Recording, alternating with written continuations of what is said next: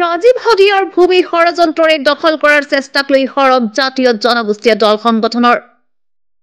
গণশিল্পী ৰাজীৱ হদিয়াই বাস কৰা তিনিচুকীয়াৰ গেলাপুখুৰীস্থিত বাসগৃহত দল সংগঠনৰ উদ্যোগত ষড়যন্ত্ৰ মষিমূৰ কৰাৰ উদ্দেশ্যে ৰাজহুৱা সভা অনুষ্ঠিত। মৃত্যুৰ পিছতো হয়তো শান্তিৰে স্বৰ্গত বিশ্ৰাম কৰিব পৰা নাই গণশিল্পী ৰাজীৱ হদিয়াই। তেখেতে যি টুকুৰা মাটিত নিজৰ সপোনৰ ঘৰখন বান্ধিবলৈ মন মেলিছিল, সেই মাটি টুকুৰাতে হেনচুক পৰিছে একাংশ বহিৰাগতৰ।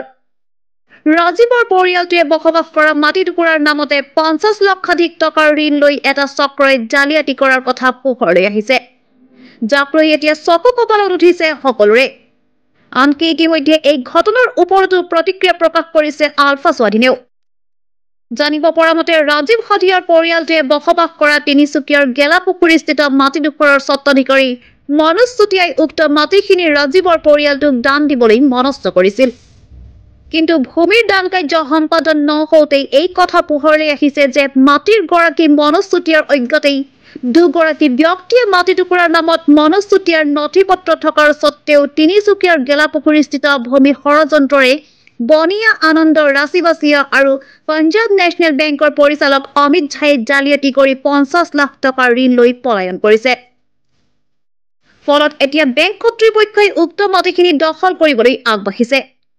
এই কথাক লৈ এতিয়া সৰব হৈ পৰিছে জাতীয় জনগোষ্ঠীয় দল সংগঠনৰ লগতে প্ৰয়াত ৰাজীৱ হদিয়াৰ গুণমুগ্ধসকল। আজি গণশিল্পী ৰাজীৱ হদিয়াই বাস কৰা তিনিচুকীয়াৰ গেলাপুখুৰীস্থিত বাসগৃহত জাতীয় জনগোষ্ঠীয় দল সংগঠনৰ উদ্যোগত এখনি ৰাজহুৱা সভা অনুষ্ঠিত হয়। এই সভাতেই জালিয়াতিৰ কৰা ৰাচিবাচিয়া আৰু বেংক পৰিচালক ঝাৰ বিৰুদ্ধে বিহিত ব্যৱস্থা গ্ৰহণ কৰিবলৈ প্ৰশাসনৰ ওচৰত দাবী তোলাৰ প্ৰস্তাৱ গ্ৰহণ কৰাৰ লগতে ৰাজীৱ হদিয়াৰ মাটি টুকুৰা যিকোনো মূল্যৰ বিনিময়ত উদ্ধাৰ কৰাৰ সংকল্প লয় দল সংগঠনৰ নেতৃত্ববৃন্দই। ব্যুৰো ৰিপৰ্ট, দ্ৰুত সংবাদ।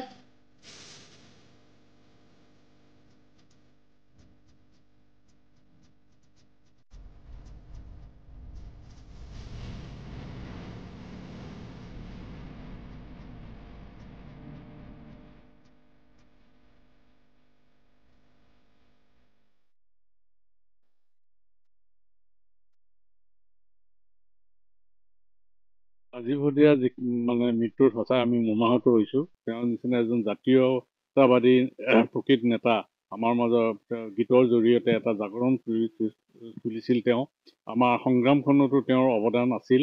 গীতৰ জৰিয়তে তেওঁ জনগণৰ মাজত এটা সংগ্ৰামী সত্তা জগাই তুলিবৰ কাৰণে চেষ্টা কৰিছিল। তেওঁ নমস্য হৈ থাকিব, তেওঁ আমাক হঠাতে এৰি থৈ গুচি গ'ল। আমি খুবেই মৰ্মাহত হৈছোঁ। কিন্তু তেওঁৰ ভূমি যিটো বাসস্থান ইয়াত তিনিচুকীয়া উপকণ্ঠত তেওঁ গঢ়ি উঠিছিল, তাৰ পৰা তেওঁক উচ্ছেদ কৰি পেলাই তেওঁ ভূমিখণ্ড দখল কৰা যিটো কৌশল চক্ৰান্ত এটা দুষ্ট চক্ৰ কৰিছে, এনেদৰে ইয়ে প্ৰমাণ কৰিছে যে আমাৰ অতীতত আমাৰ মৰাণ মটৰ সম্প্ৰদায়ৰ যিমানখিনি তিনিচুকীয়া চহৰৰ আশে পাশে মাটি আছিল, এই মাটিবিলাক এনেদৰেই সেই সময়ত আমাৰ মানে অজ্ঞতাৰ সুযোগ লৈ আমাৰ মানুহে ইমান সচেতন নাছিল, অসচেতনতাৰ সুযোগ লৈ পেলাই এনেদৰেই বহিৰাগত যিসকল ভাৰতীয় মূলৰ লোক আছিল, তেওঁলোকে মাটি বাৰীবিলাক দখল কৰি পেলাই তিনিচুকীয়াত মৰাণ মটকৰ অস্তিত্ব বিপন্ন কৰিছিল।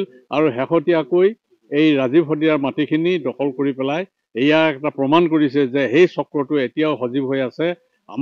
আমাৰ যিদৰে তিনিচুকীয়া বেংমৰা চহৰৰ পৰা সম্পূৰ্ণ মৰাণ মটকসকলক উচ্ছেদ কৰিলে আৰু দাঁতিকাষৰীয়া অঞ্চলৰ পৰা উচ্ছেদ কৰিবৰ কাৰণে তেওঁলোকে চক্ৰান্ত চলাই ইয়াক কেতিয়াও মানি ল'ব নোৱাৰি আমি সকলোৱে মাৰ বান্ধি পেলাই থিয় হৈ আমি অন্ততঃ ইয়াক প্ৰতিৰোধ কৰিবৰ কাৰণে অসম মানে তিনিচুকীয়া চহৰৰ আশে পাশে বা অসমৰ যি স্থানতেই নহওক এনেকৈ বহিৰাগত চক্ৰই যাতে খিলঞ্জীয়া মানুহৰ ভূমি দখল কৰিব নোৱাৰে, চক্ৰান্ত কৰি উচ্ছেদ কৰিব নোৱাৰে, তাৰ বাবে প্ৰতিৰোধ গঢ়ি তুলিবৰ কাৰণে আমি বদ্ধপৰিকৰ। আমি তাৰ বাবে সদায় প্ৰস্তুত হৈ আছোঁ আৰু থাকিম। বীৰজিৎ সিং আমাৰ মালিকে আনন্দ ৰাচিবাচিয়া, তাক ধৰি আনিব লাগে 50 লাখ বিচাৰিছোঁ। তাক এইটোতো মই লোৱা নাই, মই গমো নাপাওঁ। মইতো তাত এটা কৰ্মচাৰী আছিলোঁ, কাম কৰিছিলোঁ। নহয়, মই গমেই নাপাওঁ। 20 চনৰ পৰা নাই, পলাই গ'ল ইয়াৰ পৰা। তাক বিচাৰি ডকুমেণ্টছ লৈছিলোঁ কি দৰমহা চেলেৰী একাউণ্ট এটা খুলি দিম দে, ডকুমেণ্টছ দিছিলোঁ তাত কাম কৰোঁ বুলি, পেন কাৰ্ড দিছিলোঁ। যেতিয়া মনোজ দাৰ ওচৰত নটিচ আহিছে তেতিয়া মই গম পাইছোঁ। আমাৰ মনোজ দাকো চিনি নাপাওঁ, মনোজ দাও মোক চিনি নাপায়।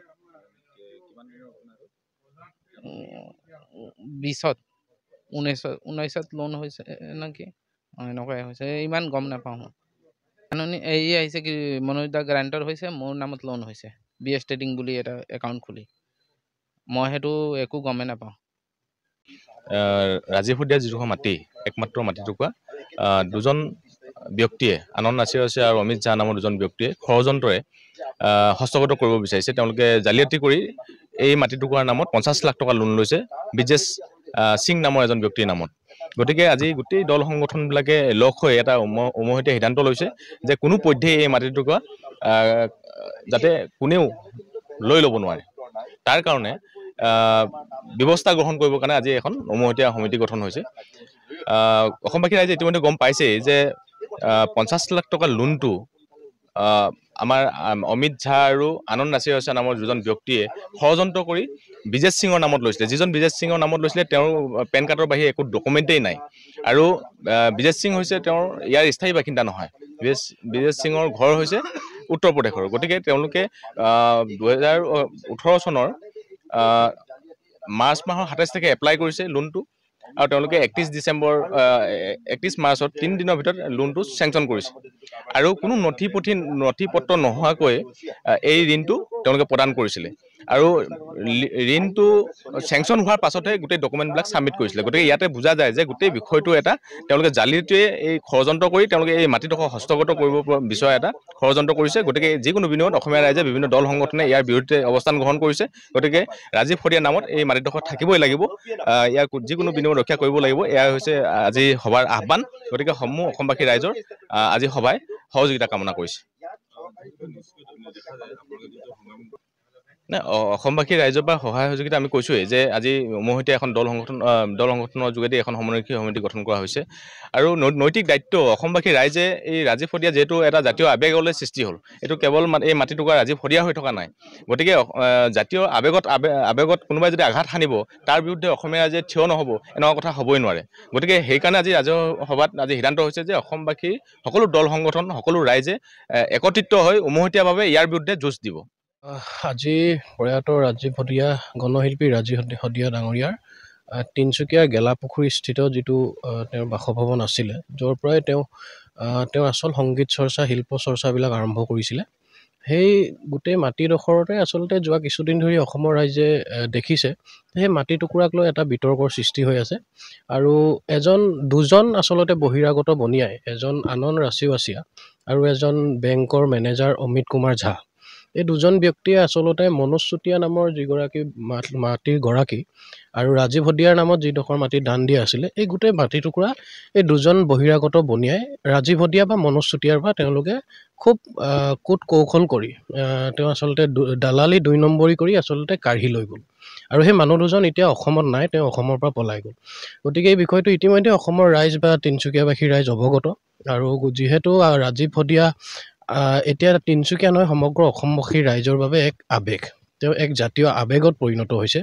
গতিকে এই বিষয়টোত আমি কৃষক মুক্তি সংগ্ৰাম সমিতিয়ে ইতিমধ্যে আমি মন্তব্য প্ৰকাশ কৰি আছোঁ বা লাগি আছোঁ, আৰু আজি এই বাসগৃহতে অসমৰ বিভিন্ন জাতীয় জনগোষ্ঠীয় সংগঠন, সদৌ অসম ছাত্ৰ সন্থা, অসম জাতীয়তাবাদী যুৱ ছাত্ৰ পৰিষদ, সদৌ মৰাণ ছাত্ৰ সন্থা, তাৰপৰা আৰু অন্যান্য জাতীয় সংগঠন, কৃষক মুক্তি সংগ্ৰাম সমিতি আমি আছিলোঁ। তো গোটেই সংগঠনখিনিয়ে স্থানীয় ৰাইজ আৰু সচেতন ব্যক্তিক লৈ এখন আলোচনা সভা হ'ল, যাতে আমি মাটিখিনি কেনেকৈ আমি ৰক্ষা কৰিব পাৰোঁ আৰু প্ৰয়াত ৰাজীৱ শদিয়াৰ নামতে যাতে মাটিখিনি আমি ৰাখিব পাৰোঁ। গতিকে এই গোটেই কথাবিলাকক আলোচনা হয় আজি এখন কমিটি গঠন হৈছে ইতিমধ্যে, আৰু এই কমিটিখনে পৰৱৰ্তী পৰ্যায়ত সিদ্ধান্ত গ্ৰহণ কৰি ৰাজীৱ শদিয়াৰ এই মাটি টুকুৰা যাতে ৰাখিব পাৰি, 2 ধৰণৰ সিদ্ধান্ত, এটা আমি সমান্তৰালভাৱে আইনী যুঁজ কৰি যাব লাগিব, আৰু সমান্তৰালভাৱে আমাৰ যি গণতান্ত্ৰিক যিটো যুঁজ, যে আমি প্ৰশাসন বা বেংক কৰ্তৃপক্ষ বা সামগ্ৰিকভাৱে অসম চৰকাৰক আমি দাবী জনাই যে কেনেকৈ আমি গোটেইকেইটা সংগঠনে মিলি প্ৰয়াত ৰাজীৱ শদিয়াৰ মাটিডোখৰ যাতে তেওঁ ঘূৰাই পায়, তাৰ কাৰণে আচলতে ব্যৱস্থা গ্ৰহণ কৰিবলৈ আজি এখন মিটিং দিয়া হৈছে। আৰু আমি অসম চৰকাৰক আহ্বান জনাইছোঁ, যিহেতু মানুহ দুজন এজন অসমৰ পৰা বহিৰাগত বনিয়া ইতিমধ্যে পলাই গৈছে। সম্পূৰ্ণৰূপে এক জালিয়াতি কৰিছে আমাৰ অসমৰ থলুৱা এজন লোকক, এজন প্ৰয়াত গণশিল্পীক। গতিকে অসম চৰকাৰে গোটেই বস্তুটো হস্তক্ষেপ কৰক। তেওঁলোকক আমি দাবী উত্থাপন কৰিছোঁ যে আপোনালোকে এই গোটেই বস্তুটো চকু ৰাখি প্ৰয়াত ৰাজীৱ হদিয়ালৈ বা প্ৰয়াত গণশিল্পী ৰাজীৱ হদিয়ালৈ আপোনালোকে ন্যায় প্ৰদান কৰাৰ কাৰণে আমি অসম চৰকাৰক আহ্বান জনাইছোঁ। নিশ্চিতভাৱে এটা কথা ক'ব লাগিব, যিটো আচলতে তেওঁৰ বাসগৃহৰ যিগৰাকী আমাৰ প্ৰয়াত গণশিল্পী ৰাজীৱ হদিয়াৰ যিটো তিনিচুকীয়া গেলাপুখুৰীত আছিল, এই বাসগৃহটোলৈ বেংক জালিয়াতিৰ যিটো কাণ্ড হৈছে, এই ক্ষেত্ৰত আমি মৰাণ ছাত্ৰ সন্থাই এক প্ৰকাৰে ধিক্কাৰ জনাইছোঁ। আৰু এনেকুৱা ধৰণৰ বহু জালিয়াতি আছে, যিসমূহ বেংকসমূহৰ লগত মিতিৰালি কৰি একাংশ ব্যৱসায়ীয়ে নিজৰ স্বাৰ্থ সিদ্ধি কৰিবৰ কাৰণে, নিজৰ মুনাফা আদায় কৰিবৰ কাৰণে বেংকৰ মেনেজাৰসকলৰ লগত মিতিৰালি কৰি এনেধৰণে আমাৰ খিলঞ্জীয়া লোকসকলক হেহল ঠেকত পেলাই এই বেংক জালিয়াতি চলাই আছে বুলি আমি গম পাইছোঁ। আমি এই ৰাজীৱ হদিয়া ককাইদেউৰ যিসমূহ মাটি আচলতে তেওঁক দান কৰা হৈছিল, যিগৰাকী মহান ব্যক্তিয়ে তেওঁক দান কৰিছিল, সেই মাটিডোখৰত যে এনেকুৱা ধৰণৰ বেংক জালিয়াতি হ'ব বুলি আমি কেতিয়াও ভবা নাছিলোঁ। আমি সেই বেংকৰ কৰ্তৃপক্ষৰ সেই জালিয়াতি কৰা বিষয়সকলক সাৱধানবাণী শুনাইছোঁ। আৰু এটা কথা স্পষ্ট কৰি দিছোঁ, যদি এই ক্ষেত্ৰত বেংকে কোনো ধৰণৰ ব্যৱস্থা গ্ৰহণ নকৰে, মৰাণ ছাত্ৰ সন্থাই বা আমাৰ খিলঞ্জীয়া দল সংগঠনে কিন্তু নিশ্চিতভাৱে প্ৰতিবাদ হ'ব। আৰু জিলা আয়ুক্তক আমি এই কথাখিনি অৱগত কৰা হ'ব। আমাৰ সকলো দল সংগঠনে মিলি জিলা আয়ুক্তক অৱগত কৰাৰ কথাখিনি ক'লোঁ। গতিকে আমি আশা ৰাখিছোঁ তেওঁলোকে যাতে সুবিচাৰ কৰিব, আমাৰ এই মাটিখিনি ঘূৰাই পোৱাৰ ক্ষেত্ৰত বা বেংকৰ পৰা উদ্ধাৰ কৰাৰ ক্ষেত্ৰত অসম চৰকাৰে হওক আৰু জিলা আয়ুক্তই বিশেষ পদক্ষেপ গ্ৰহণ কৰিব। আৰু বেংকে যিখিনি জালিয়াতি কৰি ৰাখিছে আজি অতদিনে এই মাটিডোখৰ লোন লৈ পিনি আচলতে যিদৰে মানে জালিয়াতি কৰাৰ আমি তথ্যসমূহ পাইছোঁ, এই তথ্যসমূহ বেংকে ভালকৈ তদন্ত কৰিবৰ কাৰণে আমি আহ্বান জনাইছোঁ। আমি ইতিমধ্যে বেংকৰ কৰ্তৃপক্ষৰ লগত আলোচনা কৰিছোঁ, তেওঁলোকে আমাক আশ্বাস প্ৰদান কৰিছে, আমি তেওঁলোকৰ আশ্বাস লৈ ৰৈ আছোঁ। আৰু যদি তেওঁলোকে বিষয়টো তদন্ত নকৰে, আগন্তুক দিনত কিন্তু সেইসকল ব্যৱসায়ীক লগ পোৱাৰ লগতে মুখামুখি নিশ্চিতভাৱে সংঘৰ্ষ হ'বলৈ আমি প্ৰস্তুত হৈ আছোঁ। অতিকৈ মৰ্মান্তিক কথা। আৰু ৰাজীৱ হদিয়া ডাঙৰীয়া এজন গণশিল্পী আছিল, সকলোৱে জানে। আৰু অসমৰ ৰাইজে বৰ্তমান প্ৰেক্ষাপটত তেখেতক আঁকোৱালি লৈছিল। আৰু ৰাজীৱ হদিয়াই যিহেতু নেকি তেখেতৰ এই বাসগৃহত আজি আমি অনুষ্ঠান কৰিবলৈ এটা যিখিনি মাটিখিনি যিটো কেলেংকাৰী যিহেতু নেকি এতিয়া আহিছে পোহৰলৈ, দুজন বহিৰাগত বনিয়াই আচলতে কেনেধৰণে তেখেতে কুকীৰ্তি কৰি এই মাটিখিনি অধিগ্ৰহণ কৰি দুজন মানুহক পৃথকে 50 লাখ টকাকৈ যিহেতু নেকি তেখেতলোকে লোন ল'লে। আৰু সেই লোনৰ বোজা আচলতে মনোজ চুতীয়া ডাঙৰীয়াৰ যিহেতু নেকি গাত আহিছে। আচলতে আমি অতিকৈ দুখ পাইছোঁ। আজি ৰাজীৱ হদিয়া ডাঙৰীয়াই এই বাসগৃহতে আমি এতিয়াও নহয় পূৰ্বতেও আহিছোঁ। আগতে মই এজন শিল্পী জগতৰে মানুহ, আৰু আমি বাদ্যযন্ত্ৰী শিল্পী, আমি একেলগতে অনুষ্ঠানো কৰিছোঁ আগতে বহু সময়ত। কিন্তু এটা অতিকৈ চৰ্চিত বিষয় যে ৰাজীৱ হদিয়া ডাঙৰীয়া আজি পৰলোক প্ৰাপ্তি হ'ল। তেখেতৰ এই যিখিনি বাসগৃহৰ যিখিনি মাটি, এই ভূমি যিটো কেলেংকাৰী, আচলতে অসম চৰকাৰে ইমান দল সংগঠন লগতে ছ'চিয়েল মিডিয়াত ইমান তোলপাৰ হৈ থকা পিছতো মই মুখ্যমন্ত্ৰী ডাঙৰীয়ালৈ এটা প্ৰশ্ন কৰিব বিচাৰিছোঁ। আপোনালোকৰ যিহেতু নেকি বিজেপি চৰকাৰৰ যিহেতু নেকি আপোনালোকৰ চৰকাৰখনৰ বহুতো আপোনালোকে এজেণ্ডা লৈ কাম কৰি আছে, ঠিক আছে। কিন্তু ৰাজীৱ হদিয়া ডাঙৰীয়া যিহেতু নেকি এজন শিল্পী, চহা জীৱনৰ শিল্পী, জাতি মাটি গীত গোৱা শিল্পীজনৰ আজি যিখিনি ভূমি, এই ভূমিৰ যিটো কেলেংকাৰী, যিসকল মূল খলনায়ক দুজনকৈ বহিৰাগত বনিয়াক আজিলৈকে আপোনালোকে কিন্তু তেখেতলোকক কাৰ্য কৰিবলৈ সক্ষম হোৱা নাই। মুখ্যমন্ত্ৰী ডাঙৰীয়াকে আজি এই স্থলীৰ পৰাই তেখেতক অনুৰোধ জনাইছোঁ যাতে এই যি দুজন কালপিত আনন্দ ৰাছিয়া আৰু যিজন মেনেজাৰ আছে বেংক মেনেজাৰ, এই দুজনক আপোনালোকে কিন্তু মুখ্যমন্ত্ৰী ডাঙৰীয়াক অতি শীঘ্ৰে কাৰ্য কৰিবলৈ আমি অনুৰোধ জনাইছোঁ। আপোনালোকৰ যিহেতু নেকি বিভিন্ন আপোনালোকৰ CM ভিজিলেন্সৰ দল আছে, বহুতো সময়ত আমি দেখিছোঁ আপোনালোকে বিভিন্ন দুৰ্নীতি যিবিলাক কৰিছে সেই মানুহসকলক আপোনালোকে কাৰ্য কৰিছে। কিন্তু তিনিচুকীয়া জিলা প্ৰশাসনে আজি ইয়াত যিজন ব্যক্তিৰ নামত 50 লাখ টকাকৈ লোন হ'ল, সেই মানুহজনে দুবাৰকৈ যিহেতু নেকি তেখেতে কেছ দিবলৈ গৈছিল, কিন্তু সেই মানুহজনক তিনিচুকীয়া জিলা প্ৰশাসনে দাবী ধমকিৰে তেখেতক পঠিয়াই দিয়া হয়। আচলতে এই প্ৰশাসনিক ব্যৱস্থাটো আচলতে চৰকাৰখনে কেনেধৰণে নিয়ন্ত্ৰণ কৰিছে আমি DGP মহোদয়কো অনুৰোধ জনাইছোঁ। DGP মহোদয়ক অনুৰোধ জনাইছোঁ যাতে অতি শীঘ্ৰে যদি ইয়াৰ যদি উচিত তদন্ত নহয় আৰু এই কালপিতসকলক যেতিয়ালৈকে নধৰিব, কিন্তু আমি সকলো দল সংগঠন মিলি আমাক এটা এনেকুৱা ধৰণৰ সিদ্ধান্ত ল'বলৈ আপোনালোকে বাধ্য নকৰাব। সেয়েহে আপোনালোকক অনুৰোধ জনাইছোঁ। আৰু জিলা আয়ুক্ত মহোদয়ক অনুৰোধ জনাইছোঁ এই গোটেই বস্তুটোৰ ওপৰত আপোনালোকে গুৰুত্ব আৰোপ কৰক, নহ'লে কিন্তু ইয়াৰ অনাগত দিনত ইয়াৰ কিন্তু পৰিস্থিতি ভয়াৱহতালৈ গতি কৰিব। তেতিয়া কিন্তু আমাৰ দল সংগঠন বা এই যিটো বৰ্তমানৰ পৰিস্থিতি তেতিয়া আমাক এই দল সংগঠনক আপোনালোকে দোষাৰোপ নকৰিব আৰু স্থানীয় যিজন বিধায়ক আছে তেখেতকো গুৰুত্ব প্ৰদান কৰিবলৈ অনুৰোধ জনাইছোঁ। আমাৰ যিসকল মন্ত্ৰী বিধায়ক আছে এজন গণশিল্পীক যদি আপোনালোকে যদি স্বীকৃতি প্ৰদান কৰিব নাজানে, গণশিল্পীক যদি আপোনালোকে সন্মান কৰিব নাজানে বৰ্তমান সময়ত, কিন্তু ইয়াতকৈ আৰু লজ্জা কথা নাই।